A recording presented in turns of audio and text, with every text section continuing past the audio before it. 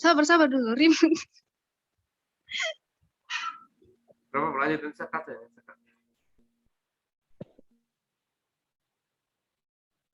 Mulai. Selamat pagi, teman-teman. Pagi. Nama saya Renata, dari kelompok PKWU yang anggotanya Grisabat, Renfai, dan Shan. Di sini saya akan menjelaskan pembahasan dari ruang lingkup biologi. Nah, saya akan menjelaskan tentang ruang lingkup biologi. Nah, sebelumnya kita harus benar-benar tahu tentang ilmu biologi. Ya, kalau biologi pasti ada kaitannya dengan makhluk hidup, hubungan antara makhluk hidup. Jadi tentunya sebagian dari makhluk hidup saling berhubungan dengan makhluk hidup yang lain. Nah, contohnya yang paling sederhana kita ketahui dalam kehidupan sehari-hari, kita temui di makanan kita yang kita konsumsi di sehari-hari. Nah, contohnya itu daging hewan. Lalu hewan yang kamu makan itu memakan tumbuhan. Jadi, tumbuhan yang dimakan hewan memerlukan karbon dioksida dan melepaskan oksigen ke udara. Nah, oksigen yang dilepaskan oleh tumbuhan yang kita hirup, sementara sistem ekskresi kita mengeluarkan karbon dioksida. Nah, dari analogi sederhana ini, kita pasti tentu paham kenapa makhluk hidup saling membutuhkan. Nah, itulah mengapa pada materi ruang lingkup biologi kita akan bahas mengenai struktur hidup makhluk hidup mulai dari terendahnya hingga tertinggi. Nah, saya akan menjelaskan tingkat ruang lingkup biologi. Nah, di sini kita akan membahas ruang lingkup biologi yang kita ketahui. Yang pertama ini molekul. Nah, molekul adalah bagian dari 2 atau lebih unsur atom. Nah, molekul juga merupakan partikel terkecil dari suatu unsur atau senyawa. Nah, molekul terdapat pada zat organik, dan biokimia. Molekul juga menjadi unsur penyusun sebagai besar samudera dan atmosfer. Nah, dalam ruang lingkup biologi molekuler, unsur yang dikaji meliputi pengetahuan tentang asam nukleat, lemak, karbohidrat, dan protein. Nah, dan selanjutnya ada sel. Nah, setiap makhluk hidup itu kan pasti ada sel.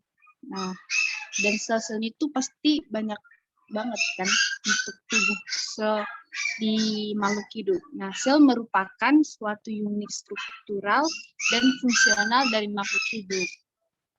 Nah, selanjutnya jaringan. Jaringan terbentuk dari beberapa sel-sel. Dan sel-sel tersebut memiliki bentuk yang sama. Misalnya jaringan pada hewan, jaringan otot, jaringan pada tumbuhan. Yang selanjutnya organ. Organ terbentuk dari jaringan-jaringan yang memiliki fungsi tertentu, misalnya daun, batang, dan akar.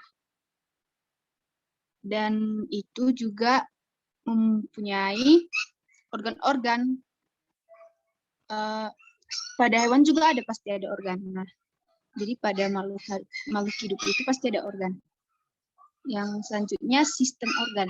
Kalau sistem organ itu terdiri dari organ-organ yang saling bekerja dan berinteraksi secara sinergis, misalnya peredaran darah, sistem gerak, sistem pencernaan, dan sistem pernapasan.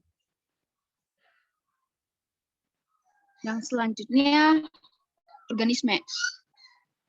Organisme merupakan kumpulan dari seluruh sistem organ yang saling bekerja sama menjalankan fungsi kehidupan.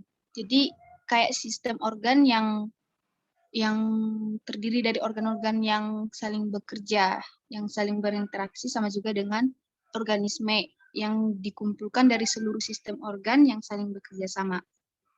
Nah, yang selanjutnya populasi. Populasi adalah kumpulan dari individu yang sejenis yang menempati suatu daerah tertentu. Misalnya populasi manusia, hewan dan manusia. Jadi populasi itu maksudnya ya suatu tempat, jadi suatu kelompok yang di situ hewan yang berkembang biak, jadi yang berkembang biak. Nah, di situ nanti mereka akan membuat suatu kelompok sehingga adanya populasi. Yang selanjutnya komunitas. Komunitas merupakan suatu kumpulan populasi atau beberapa populasi yang menempati suatu wilayah tertentu, misalnya populasi suatu kebun. Ya, komunitas sama saja dengan populasi dan komunitas ini biasanya di sebuah kebun gitu. Nah, sekarang selanjutnya ekosistem. Ekosistem merupakan kesatuan antara komunitas dengan lingkungan tempat hidupnya yang di dalamnya terdapat hubungan timbal balik. Misalnya ekosistem pantai, ekosistem danau, ekosistem hutan. Jadi kalau di kehidupan kita sehari-hari, ekosistem itu udah biasa karena ekosistem sudah menjadi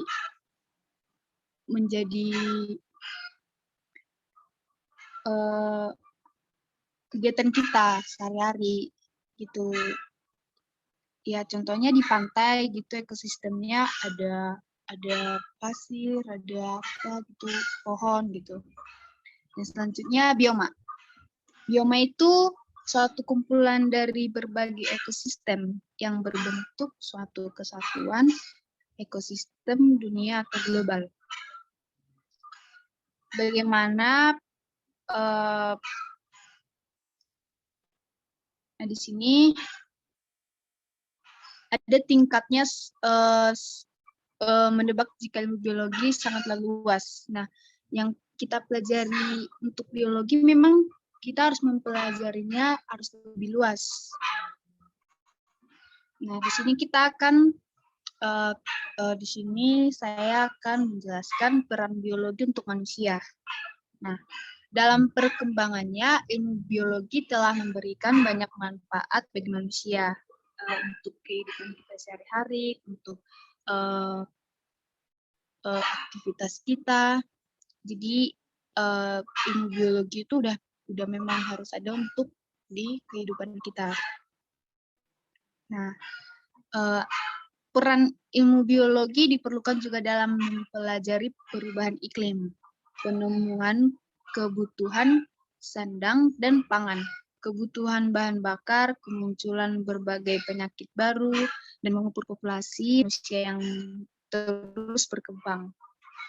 Nah, dan di sini ada juga peran biologi untuk lingkungan. Keberadaan tumbuhan ini dampak pada kualitas udara di sekitar taman. Jadi peran biologi untuk lingkungan itu biasanya udara gitu. Supaya kita tahu ada populasi udara. Contohnya asap. Asap yang dihasilkan dari kendaraan atau pabrik merupakan karbon dioksida. Tumbuhan memerlukan karbon dioksida untuk tumbuh. Saat fotosintesis, tumbuhan akan menghasilkan oksigen pada akhirnya kita butuhkan untuk bernapas. Adanya tanaman yang asli di pusat kota merupakan adil dari ilmu biologi. Nah, di sini kita mempelajari ilmu biologi itu sangat penting biasanya untuk kehidupan kita. Contohnya untuk diri kita sendiri, untuk tanaman kita sendiri, kan itu membutuhkan sebuah biologi untuk mengetahui bagaimana cara pertumbuhannya dan apa saja yang dibutuhkan tumbuhan untuk bertumbuh. Dan di situ kita perlu mengetahui lebih luas tentang ilmu biologi. Nah, jadi ruang lingkup biologi itu sudah saya jelaskan tadi, itu memang sangat bermanfaat untuk kita. Nah, dari ruang lingkup biologi yang paling mendasar adalah morfologi. Ada cabang ilmu biologi yang mempelajari bentuk tubuh makhluk hidup. Nah, ada juga anatomi. Anatomi adalah cabang ilmu biologi yang mempelajari instruktur makhluk hidup. Nah, jadi kita sebagai makhluk hidup itu juga harus mempelajari bagaimana struktur makhluk hidup itu. Dan fisiologi itu ada juga, yaitu cabang ilmu biologi yang mempelajari fungsi-fungsi setiap alat tubuh makhluk hidup. Nah, sama juga sama anatomi, cabang ilmu yang mempelajari struktur. Jadi kita harus mempelajari strukturnya dan fungsi-fungsinya juga. Nah, selanjutnya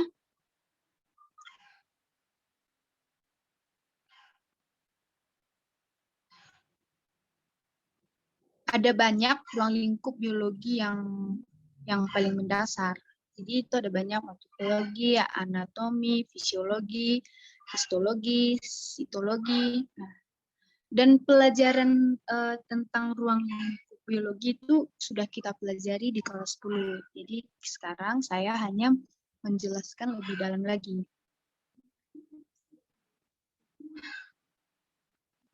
Jadi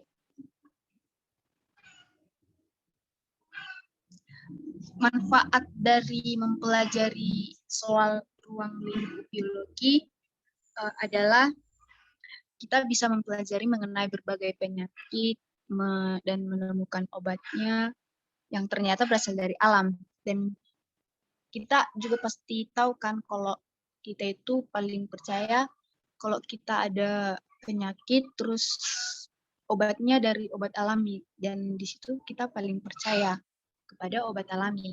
Kalau obat-obat seperti pil kan itu ada zat-zat kimia gitu. Nah, pengetahuan biologi juga dapat menyadarkan manusia tentang adanya penciptaan makhluk hidup di semesta ini. Jadi